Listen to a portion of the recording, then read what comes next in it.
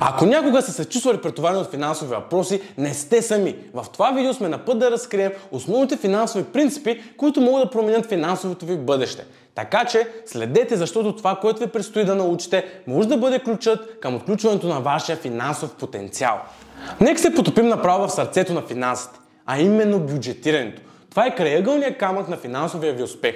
И аз ще ви покажа как точно да го направите ефективно и оптимално. Мислете за бюджета като за вашия персонализиран финансов план. Това е като да имате карта, която ви показва откъде идват парите ви и което е по-важното – къде отиват. Създаването на бюджет не е толкова сложно, колкото може да изглежда.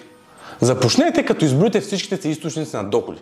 Независимо дали става въпрос за вашата заплата, странични дейности или други източници на доходи. Да знаете точно колко пари имате е от решаващо значение. След това, нека се заемем с вашите разходи. Ще искате да ги категоризирате на постоянни и променливи разходи. Фиксираните разходи са онези редовни сметки, които не се променят особено много, като плащане за наем или ипотека. Променливите разходи от своя страна са примерно като хранителни стоки, развлечения или хранене навън, които могат да варират от месец за месец. Харесайте това видео, ако и при вас се случва да има извънредни сметки, които тотално не сте ги очаквали. Сега вземете химикал и хартия или може да използвате приложение за бюджетиране или електронни таблици, ако предпочитате дигитален подход. Създайте прост шаблон за бюджетиране с категории за приходи и всички ваши разходи. Избройте приходите в горната част и извадете всички разходи отдолу. Това ще ви даде ясна представа за вашето финансово състояние. Целта тук е да гарантирате, че приходите ви надвишават разходите. Оставяйки малко пари за месеца за спестяване и инвестиране. Истинската магия се случва, когато преглеждате бюджета си и го коригирате редовно. Това ви държи на правилния път и ви помага да се адаптирате спрямо промените в живота. Не забравяйте, че бюджетирането не означава да се ограничавате или да мизерствате. Става въпрос да поемате контрол върху вашите финанси. Позволява ви да разпределите парите за неща, които наистина цените. Независимо дали това е спестяване за мечтаната ваканция, плащане на някакъв стар дълг или инвестиция за вашето бъдеще. Придържайте се към бюджета и ще бъдете изумени как може да преобрази финансовия ви живот. Това е и основата, върху която да градите вашия финансов успех. След това нека се задълбочим в мощния навик за спестяване. Спестяването е като да засаждаме семена във вашата финансова градина.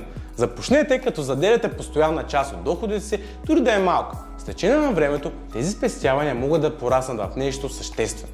Независимо дали става дума за спешни случаи, големи цели или може да се пенсионирате. Спестяването е жизненно важна стъпка към осигуряване на вашето финансово благополучие. Преминаваме и към следващата важна тема, а именно инвестирането. Инвестирането е начинът, по който вашите пари се умножават с времето. Всеки може да започне с правилни знания, дори с минимални средства. Обучете се с различни инвестиционни пътища, като акции, облигации или взаимни фондове. Диверсифицирайте инвестициите си, за да управлявате риска и не забравяйте, че инвестирането е дългосрочна игра, особено когато мислите в перспектива. Напишете в коментарите дали и вие инвестирате и ако отговорът е да, в какво точно. Не на последно място, нека да обсъдим и изграждането на силните финансови навици. Финансовите навици са повтарящи се действия, поведения, свързани с вашите финанси, които когато ги практикувате постоянно водят до финансов успех. Тези навици са като туклите, които изграждат основата на вашата финансова къща. Ето и някои ключови финансови навика, които да преобразят вашето финансово състояние. Проследяване на вашите разходи. Следете внимателно къде отиват вашите пари. Проследяването на вашите разходи ви помага да идентифицирате области, в които може да намалите или дори да спестите много повече. Поставянето на ясни финансови цели. Определете вашите финансови цели като краткосрочни, така и дългосрочни. Наличието на ясни цели дава посока на вашите финансови навици. Автоматизиране на спестяванията. Превърнете спестяването в навик, като настроите автоматични преводи към вашата спестовна сметка. Това гарантира, че последователно оставяте пари на страна. Избягвайте импулсивни покупки. Преди да направите някаква съществена покупка, дайте си време да го обмислите. Често импулсът за покупка избледнява и може да пренасочите тези средства към много по-значими цели. Преглеждайте редовно вашите финанси. Планирайте редовно финансови проверки.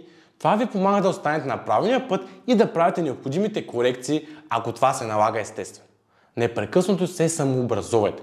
Продължавайте да учите за личните финанси.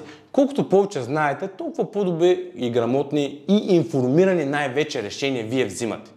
Изграждането на тези навици отнема време, търпение, но те са градивните елементи, ако искате да постигнете финансов успех.